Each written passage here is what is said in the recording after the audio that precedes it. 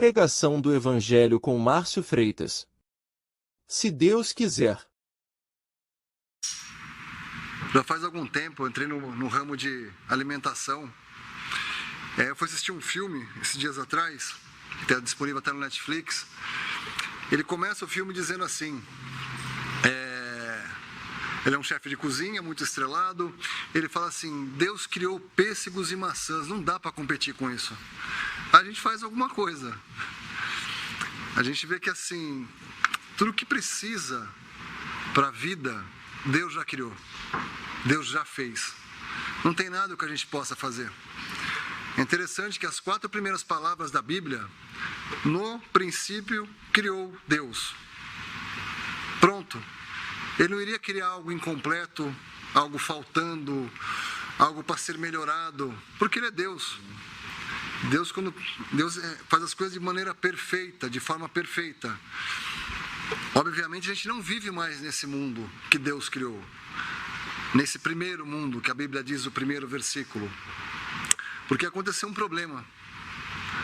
Uma rebeldia, um ato de rebeldia. E esse ato de rebeldia, ele replica para todos nós o tempo inteiro. Dias atrás eu tive um funcionário, ele tem problemas com álcool, e ele voltou, ele já tinha saído da empresa, agora ele voltou a ter problemas com álcool. Ele veio para mim e falou assim, Márcio, como é que você consegue? Eu falei assim, eu não consigo. Eu não consigo. Eu não consigo. Quem está por trás de mim e me sustenta, sim, esse pode alguma coisa, né? Mas só tem esse alguém por trás quem crê no Senhor Jesus. Quem não crê no Senhor Jesus tem um problema. Esses dias eu peguei um táxi, aí o rapaz falou, estava ali conversando com ele, porque se Deus quiser, eu planejei, se Deus quiser, eu vou viajar e se Deus quiser. Naquelas 4 palavras, lembra? No princípio Deus. Você perguntou para Deus no princípio? Antes da viagem, antes do seu projeto, antes de sair de casa, você perguntou para Deus? Onde estava o seu princípio? No princípio do seu dia, no princípio do seu projeto. Essa é a maior diferença da gente para Deus. Primeiro que Deus faz perfeito. Nós que somos, em grande maioria, criaturas de Deus, grande maioria, a princípio, nós não sabemos, só Deus sabe quem são os dele, e esses que são os dele podem ser chamados de filhos de Deus, mas a gente não coloca Deus em nossos caminhos. Tanto que a gente vê hoje um movimento muito grande nessas coisas LGBT, e a palavra diz de forma muito clara, como não quiseram ter conhecimento de Deus, Deus os entregou a um sentimento perverso. Se eles não querem Deus, então pode seguir a sua vida. Então, no princípio, criou Deus. Deus criou o mundo, Deus nos criou. Nós somos rebeldes por natureza. O primeiro pecado que a gente fez foi contra Deus. Todo pecado, na verdade, ele é contra Deus. Mas o primeiro, ele foi diretamente a uma coisa explícita de Deus. Ele falou, não coma. A gente foi lá, comeu. E caímos. E o segundo pecado foi contra o próximo. Um irmão foi lá e matou o outro. Primeiro para cima, depois para o lado. E aí, o resto da história, a gente está aqui até hoje. Então foi necessário que Deus criasse uma salvação para o homem. O homem sozinho não chegaria.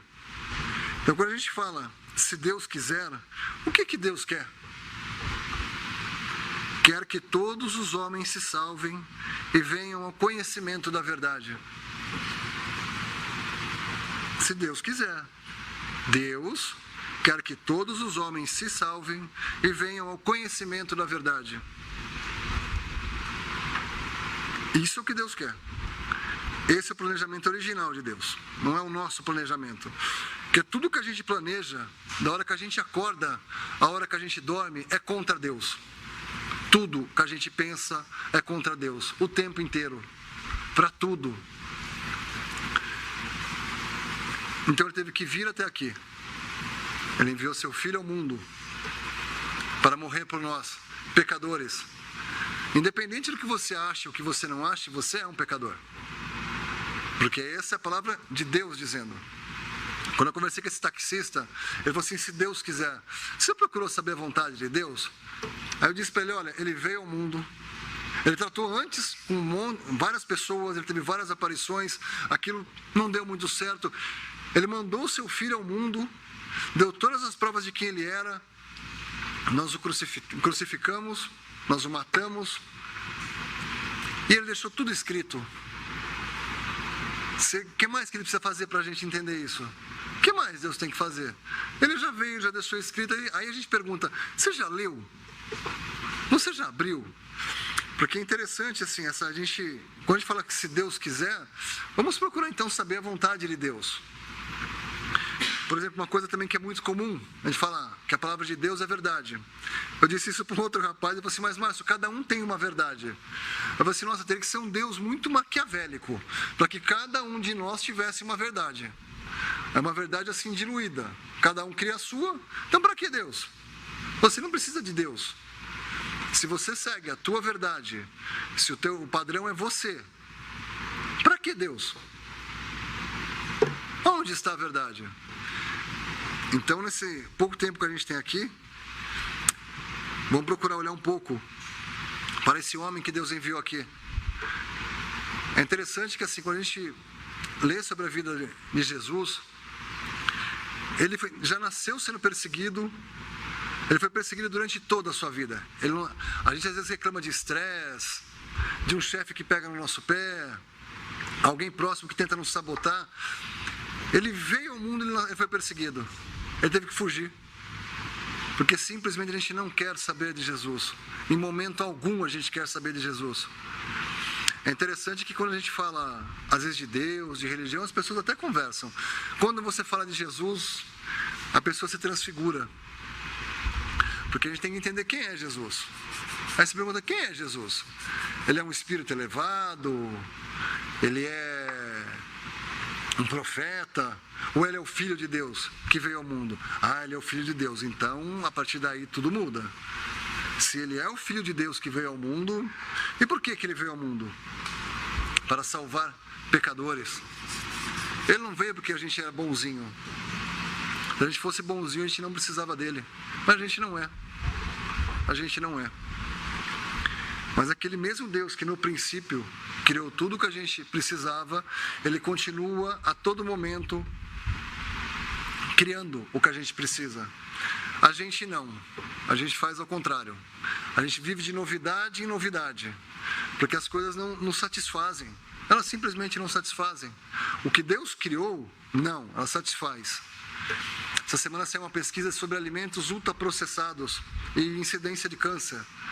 Ou seja, você pega o alimento que Deus criou, uma batata, um morango, você transforma aquilo numa outra coisa e aquilo que você transforma está matando as pessoas, está consumindo elas por dentro. Você está longe da fonte, a fonte é aqui e você está comendo aqui. Completamente diferente. Então o que a gente vê hoje, principalmente nesse meio chamado cristandade, porque o que deveria se guiar a cristandade é Cristo. Só Cristo. Não é o que eu acho, o que ele acha, o que você acha, o que ela pensou. Não. Cristandade, Cristo. Aonde está a nossa fonte de Cristo? Está na Bíblia. A gente acabou de cantar. A Bíblia diz. A Bíblia diz. Não é o que eu acho, não é o que você acha.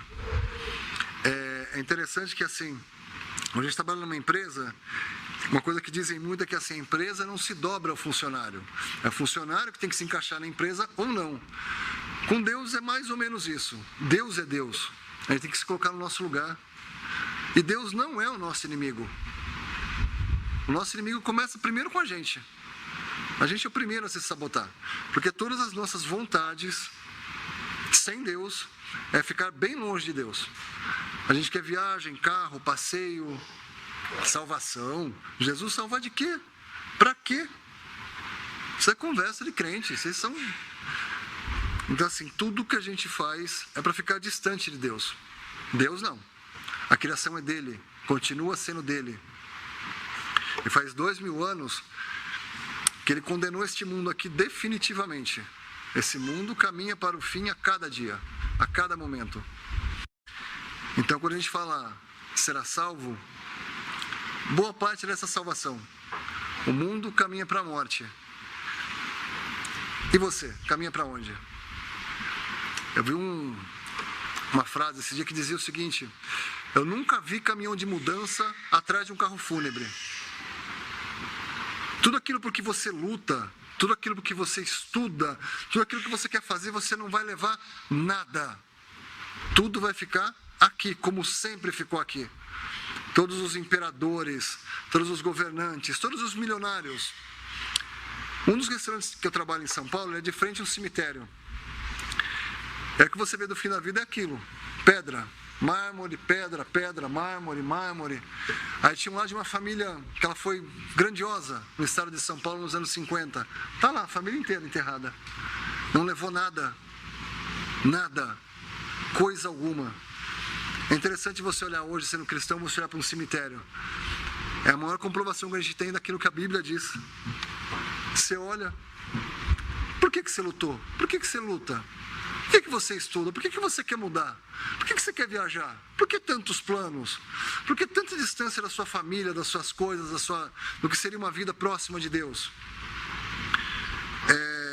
A gente acabou de passar pelo Carnaval. O lugar onde eu fico ali em São Paulo é muito próximo da Paulista. Aí teve uma noite que eu tive um tempo, eu falei assim, vou dar uma andada, ver o que está acontecendo. Devia ter assim, algo em torno, naquele dia devia ter uns 3 milhões de pessoas na Paulista naquela noite. E aí você olha, era muito álcool, muita distração. Ninguém, em momento algum daquele povo ali se preocupa com Deus. Busca a Deus. A palavra já diz isso muito claramente. A gente caminha cada vez mais para isso, né? Essa distância. Por que eu estou dizendo isso? A gente ouve essas músicas de hoje em dia, boa parte delas, elas falam de amor, de histórias de amor. Porque um traiu, porque o outro foi embora, porque eu errei, a culpa é minha. Fala de vidas destruídas, vidas desmontadas. Porque esse amor, ele nunca vai ser preenchido por uma relação humana. O ser humano, ele nasce com uma necessidade de amor. Dentro. É um buraco enorme. Por quê? Nós nascemos mortos em delitos e pecados. Morto. Naturalmente, qualquer criança que nasce, ela nasce morta em delitos e pecados. Ah, mas ela não cometeu, mas ela vai cometer. Assim como um pé de limão, ele vai dar limão, uma criança, ela vai cometer pecado. É só esperar. E quem tem filho, teve contato com criança, sabe que isso começa muito cedo. Né? O que preenche o coração do homem? O que preenche o seu coração? As pessoas tentam. Festas, baladas. E você? Você já aceitou Jesus no seu coração hoje? Você tem certeza da sua salvação eterna? Essa incerteza que nos faz pular de galho em galho é a incerteza de Deus. Deus não é algo incerto. Deus é uma rocha. Deus é algo firme, é algo que você pode criar na sua vida. E como diz, no princípio, Deus. No princípio. Coloque Deus em todos os seus princípios. Ajoelhe-se. Creia em Jesus. Creia nesse nome. Jesus desceu. Jesus andou. Jesus sofreu tudo o que a gente sofre. Foi perseguido, foi desacreditado, foi torturado, foi morto. Esse dia eu estava conversando com o irmão, eles manietaram o Senhor Jesus, ou seja, eles amarraram as mãos dele, e era uma noite fria. Alguém já ficou e era uma coisa horrenda, alguém já ficou amarrado numa noite fria, gelada? Porque assim, a gente sabe que naquela região desértica lá de Israel, à noite praticamente neva. Imagina você amarrado nas suas mãos e sendo torturado como ele foi. Ou seja, ele sofreu muito. Para que ninguém, em história nenhuma que a gente tenha vivido, sofreu mais do que ele. Do momento que nasceu ao momento que morreu. Ele nunca teve descanso, ele não teve de encostar a cabeça dele. E a gente compara com a nossa vida. É interessante que assim, de tempos em tempos, o mundo passa por grandes crises. Tem até pessoalmente que Deus assim não deixa a gente, só para a gente, senão a gente já tinha acabado com o mundo. Provavelmente já teria acabado, mas provavelmente acho que em misericórdia Ele interfere e não deixa a gente acabar com tudo aquilo que Ele criou. Porque talvez seja essa a nossa sensação. A gente já passou por 2 grandes guerras, a gente viu tanto que as pessoas morrem, a gente ouve histórias depois de 500 anos, olha, aconteceu isso, mas sabe qual é a verdade? Eles fizeram isso. Deus não criou a gente para isso. Deus não criou para Ele. No princípio, criou Deus. E assim como Ele nos criou, Ele criou um novo homem. E esse novo homem que inaugurou tudo isso foi o Senhor Jesus. Ele inaugurou uma nova criação, um novo estado de coisas. Tanto que a primeira pessoa registrada na Bíblia que inaugurou junto com ele era um bandido que estava do lado dele. Tinham 2. Ele falou assim, ainda hoje estarás no céu comigo. Ali ele inaugurou uma coisa. Porque é interessante, quando a gente olha para o Antigo Testamento, tudo que eles aguardavam eram coisas na terra. E eles ainda aguardam. Os judeus ainda aguardam coisas na terra. A igreja não. A igreja, formada pelos crentes em Cristo de todos os tempos, ela espera o céu. E o céu foi inaugurado com o bandido. Para mostrar muito claramente que não tem nada que a gente possa fazer. Deus criou aquela salvação. Deus forneceu aquela salvação. Não fomos nós. A gente não pode acrescentar nada. A gente está em época de quaresma. Aí tem 2 pessoas muito próximas a mim. Uma parou de comer carne e a outra parou de tomar bebida alcoólica por 40 dias. Eu tiro algo que gosta muito de mim. Para quê? Para quê? No que isso glorifica a Deus? No que isso aumenta a sua fé em Deus? Porque eu fiz? Leia sobre Jesus. O que você fez a mais que Ele? Do que você se privou? Porque Ele se privou de toda a glória que Ele tinha ao lado do Pai e veio para esse mundo. Sentir fome, sede, cansaço, tortura, perseguição. O que você não comeu um pedaço de carne 40 dias vai trazer de glória para Deus? Quando a gente fala cristianismo, a gente tem que olhar para Cristo. É para Ele que a gente olha, não é para a gente. A gente não tem nada para oferecer a Deus. No princípio, criou Deus. Deus forneceu a salvação de graça. No princípio, Deus tem nada que você possa fazer. Nada, coisa alguma. Não está na sua mão. A única coisa que você pode fazer é crer em Jesus. A palavra de Deus diz assim, porque primeiramente vos entreguei o que também recebi, que Cristo morreu por nossos pecados, segundo as Escrituras, e foi sepultado, e que ressuscitou o 2º dia, segundo as Escrituras. Essa é a verdade. Se alguma dessas coisas aqui não tivesse acontecido, a gente não teria nossa salvação assegurada. Se Ele não tivesse morrido. É interessante que assim, a gente fala muito da morte do Senhor Jesus, mas Ele morreu na primeira pessoa. Entrego, eu morri. A gente não consegue morrer, a gente consegue se matar. A gente não consegue eu morri.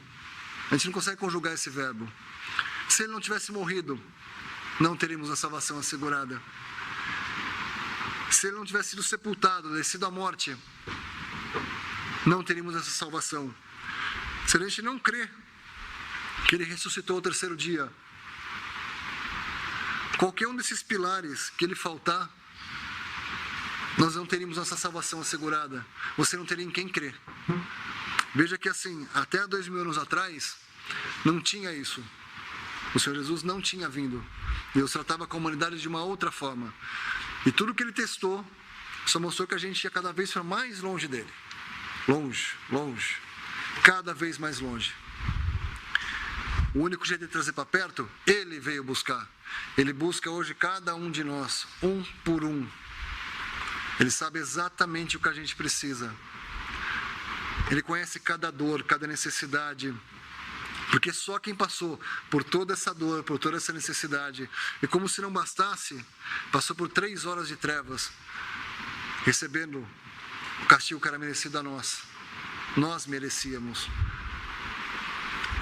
Imagina um homem que não comete pecado, nem sequer tinha capacidade de pensar pecaminosamente, porque a gente pode não cometer o pecado, mas a gente pensa. E o Senhor Jesus deixou muito claro quando ele esteve aqui, pensar também é pecado. Então se você pensa, você peca, não tem como a gente não pecar. Você pode não executar fisicamente, mas você pensou. Se você pensou, é pecado. Mas o Senhor Jesus nunca, em momento algum de toda a sua existência, ele não teve um pensamento sequer. A gente tem uma vontade gigante de fazer o nosso nome. É interessante quando a gente olha lá atrás, em Gênesis, os descendentes de Sete, ele fala só, nasceu, viveu, morreu, nasceu, viveu, morreu, nasceu, viveu, morreu. Não teve ninguém de fé eminente. A Bíblia nos deixa alguns exemplos, mas são todos exemplos de mostrar que Deus é Deus e o homem é homem. Paulo tinha um espinho na pele, que lembrava todo o tempo que ele era homem, o tempo todo. Então, quanto mais próximo de Deus nós ficarmos, quanto mais nós tivermos Deus em nossos princípios a cada dia, vai ser uma vida fácil? Não, não vai ser uma vida fácil. A Bíblia também não diz isso, não. Se você acha que crer no Senhor Jesus, você vai ser rico, você vai ser próspero, é só você olhar a vida dos apóstolos. Os apóstolos andaram com Jesus, Paulo ascendeu ao terceiro céu, ouviu coisas que ele não conseguia dizer pra gente. Ele teve uma vida fácil? Ele teve uma vida de descanso, uma vida de curtir, uma vida de balada. Que vida que ele teve? A vida que ele teve foi de levar o Evangelho, levar a Cristo. Tudo que você encontra de Atos dos Apóstolos para frente, é ele trazendo as pessoas para o Senhor, para Deus. Ele fala de céu, ele fala do Senhor.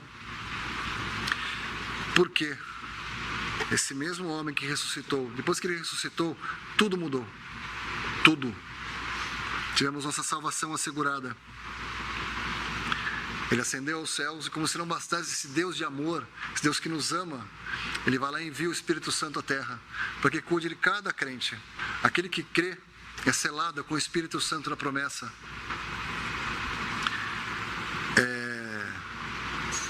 Eu lembro que era interessante, antes de eu me converter, a gente tinha, num certo sentido, aparições, montes de coisas demoníacas, que hoje eu sei o que são. Naquela época eu não sabia. No dia que eu criei, a sensação foi que fez uma luz em casa. O cristão, aquele que é habitado pelo Espírito Santo, mais nada entra nele. Às vezes a gente vê essas igrejas de televisão, que aparece uma pessoa endemoniada dentro da igreja. Como um demônio pode estar dentro da igreja? Como? Um lugar habitado por crente? Um lugar onde o Senhor se faz presente? Como pode ter um demônio ali, dentro daquele lugar? É no mínimo estranho. É no mínimo estranho. Mas isso só faz lembrar que o cristianismo, sim, ele começa individualmente. Você crendo, crê no Senhor Jesus e será salvo. Isso é cristianismo. O mundo vai fazer tudo para que você fique longe dele, dessa verdade e desse amor e dessa tão grande salvação. Esse dia eu estava numa mesa, nós devíamos estar umas 10 pessoas. Eu era a única pessoa casada, com filhos e que morava com a mulher, com a esposa. Eles falaram assim: mas você é careta, você é a única exceção. Todo mundo aqui já foi casado, todo mundo aqui tem filho e você é casado com a esposa. Tudo que o homem faz é contrário a Deus. E isso cada vez mais. É muito fácil seguir os caminhos do mundo, porque é o caminho que a gente gosta. Essa é a verdade. Como eu disse para aquele rapaz que perguntou: como é que você consegue? Assim, eu não consigo. Se for por mim, eu vou querer fazer a mesma coisa que eu vi aquele povo fazendo. E eu não estou discriminando ou criminalizando aquelas pessoas, não. Elas simplesmente seguiram ficar na festa delas. E a gente escolhe ficar próximo do Senhor. Porque se existe algum abrigo nesse mundo, está na palavra de Deus. De tudo que a gente vê ao redor da gente, no mundo inteiro, um único livro. A gente pode abrir e ter a certeza daquilo que está ali é algo eterno. Tudo que a gente aprende nesse mundo, todo esforço que a gente faz para estudar, para aprender um novo idioma, uma nova profissão, tudo vai ficar aqui. O que você aprender da Bíblia, você vai levar para a eternidade. A gente vê que livros de autoajuda, eles brotam nas prateleiras o tempo inteiro. Internet, então, que a gente recebe de frases de autoajuda e vai. A palavra de Deus, ela continua sendo a palavra de Deus. Na dúvida, você fala com um judeu, ele tem lá livro de 5.000 anos. 4, 5. No cristianismo a gente tem a nossa Bíblia em torno de 2.000 anos. Ela não mudou. Pode ter sofrido pequenas alterações. Mostra. Vamos pegar lá o original. Ou melhor, o dia que a gente tiver uma dúvida, que a gente pergunte ao escritor dela. Porque as pessoas só foram meios de que Deus transmitisse a sua mensagem para a gente. Como a gente cantou, a Bíblia diz: Jesus desceu, Jesus morreu, Jesus ressurgiu. Isso a Bíblia diz. A Bíblia não é um livro para ser discutido, para ser pensado, para você... Não, é um livro para ser crido. Ela é a palavra de Deus. Qualquer livro de qualquer escritor, se você pegasse um livro de engenharia de 100 anos atrás, e você tivesse formado engenheiro no começo do século XX, e você fosse estudar para ser engenheiro hoje, tudo que você aprendeu lá atrás, praticamente 99% não existe mais. O que você tivesse aprendido sobre o Senhor há 100 anos atrás, ele continua sendo a mesma verdade hoje. E vai continuar sendo verdade até o dia do Senhor Jesus vir buscar a gente. A palavra de Deus vai perder a validade? Não. Mas haverá um novo estado de coisas. Porque a Bíblia diz que ele voltará. E quando ele voltar, a gente não vai mais precisar da Bíblia. Porque nós vamos estar diante dele. Nós vamos estar diante da verdade. Hoje a gente lê sobre a verdade, a gente medita sobre a verdade. Aí nós vamos estar face a face com a verdade. Com tudo aquilo que a gente estudou, com tudo aquilo que a gente meditou, com tudo aquilo que na verdade ele nos revelou. Porque existe uma diferença muito grande entre revelação e conhecimento. Revelação. Deus sempre se revelou ao homem. Por toda a história da Bíblia ele se revela. Não é algo que você aprende, você não aprende de Deus. Porque Deus não é uma coisa física, Deus não é uma escola que você vai lá e aprende sobre Deus. Então ele se revela a você. E com outros tantos irmãos, com a mesma coisa, aí você começa a ter conhecimento de Deus. Mas Deus é por revelação. Porque ele revela para mim, para você, para ele, para aquele outro. Aí você pode ter um pouco de conhecimento, mas tudo começa com revelação. Deus se revela a você. Então eu espero que nessa noite você tenha certeza da sua salvação assegurada em Cristo Jesus. Cristo Jesus veio ao mundo para salvar pecadores. Pecadores, como eu, como você, como qualquer outro. Há 2.000 anos, quando esse homem morreu naquela cruz, quando ele desceu à sepultura e quando ele ascendeu aos céus, Deus fez uma risca no chão. Foi a primeira vez que Deus definitivamente dividiu alguma coisa. Mesmo no Antigo Testamento, quando ele escolheu um povo para testar, ele não fez divisão. Tanto que outras pessoas creram em Deus no Velho Testamento. Mas quando o Senhor Jesus nasceu, ele morreu e ascendeu ao céu, ele fez uma risca no chão. Tem crentes e descrentes. E acabou. Não existe 3 tipos de pessoas. Não existe um segundo caminho. Não existe. Todo aquele que crê, passa para o lado de cá. Aí você olha assim, quem está do seu lado aí, ó? Quem não crê? Ah, mas eu não roubo, eu não mato. Mas você está do lado de quem rouba e de quem mata. Ah, mas eu não adultero, eu não sou corrupto. Mas você está do lado de quem é corrupto, de quem adultera. E do lado de cá? As pessoas não adulteram? Sim. Porque elas ainda estão na terra. Ela pode não adulterar, ela pode não roubar, mas ela também pode roubar e pode matar. A salvação é uma coisa em Cristo. Como eu disse, hoje a gente pode ler, aprender, só seremos perfeitos quando estivermos com Ele. Que é isso que a igreja espera. A igreja não espera ficar rica, a igreja não espera bênçãos, ela não espera nada, ela espera a Cristo. Princípio, esse é o princípio. A gente lembra como disse ali, no princípio Deus criou. Aí tem um outro versículo no Novo Testamento, que ele também criou as boas obras para que andássemos nelas. Aí sim, crê no Senhor Jesus, existe boas obras a ser feitas? Sim, ele criou. Não tem o que a gente possa fazer, até nisso. Muitos acham, como você tem o exemplo da quaresma, que podem fazer algo. Você pode. Deus criou? Deus criou abstinência de carne para você se levar a Ele? A Bíblia não diz isso. Diz uma outra coisa. Então, assim, até as boas obras Ele criou para a gente. Mas tudo começa como? Naquele que crê. Crê em Jesus. E essa proximidade, esse princípio, quanto mais você andar no princípio próximo dele, aí você vai ter uma nova vida. Aí você pode desfrutar dessa nova vida, porque você pode ter uma nova vida e não desfrutar de uma nova vida. Aquele ladrão na cruz, ele não desfrutou de uma nova vida aqui na terra. Ele estava no fim da vida dele, na terra. Nós não. Hoje ainda dá tempo de você crer e desfrutar de uma proximidade de Deus através de seu Filho. Hoje isso está aberto a você. Vai ser fácil? Estava lendo um livro de autoajuda, uma capa, e dizia uma coisa muito interessante. O único dia fácil foi ontem. O dia de hoje não é fácil, então não vai ser fácil. Principalmente você querer fazer a vontade de Deus, querer ficar próximo a Deus, num mundo completamente ao contrário de Deus. Então eu espero que você crê em Jesus, que você tenha certeza da salvação, e Deus permita que você siga próximo dele. Porque disso aqui, como eu falei da sepultura, nada você vai levar. Nada. A não ser o que você aprendeu da palavra de Deus. Isso você vai levar. Todo o resto, trapo de imundícia, lixo, acabou. Nada vai servir. Nada vai te alimentar. Nada você vai levar. Apenas a palavra de Deus. Podemos dar graças? Bendito Deus e Pai de nosso Senhor e Salvador Jesus Cristo, nosso Deus, nosso Pai.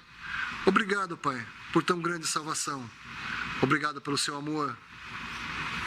Obrigado, Pai, por nos deixar um caminho claro, aberto a Ti, ao Teu amor, através do Filho do Teu amor, Pai, nosso Senhor e Salvador Jesus Cristo.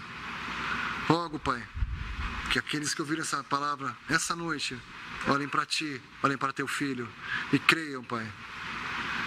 Tu o sabes, Pai. Obrigado, Pai.